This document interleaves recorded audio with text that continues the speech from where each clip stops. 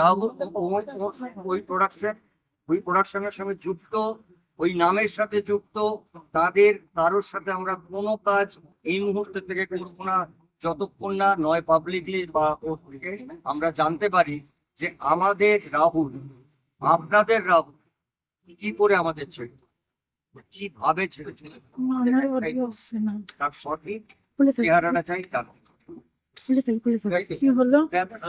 আর কর্মবিরতি নেই, কাল থেকে আমরা কাজ শুরু করছি। এই আবার বলছি, টেলিভিশন বলি, ফিল্ম বলি, সবকিছুতেই কাজ শুরু হবে।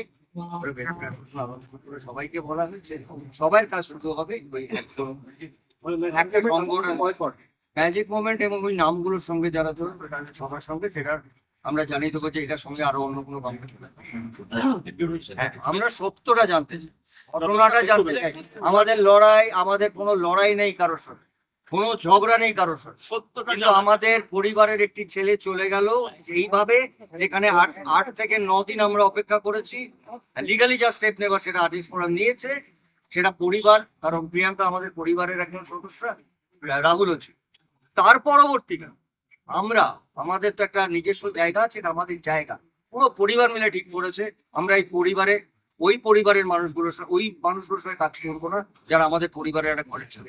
তাদের বলতে হবে, পাবলিকলি বলতে হবে, এবং ফাইনালি প্রিয়াঙ্কাকে বলতে হবে হ্যাঁ এটা আমি মানলাম।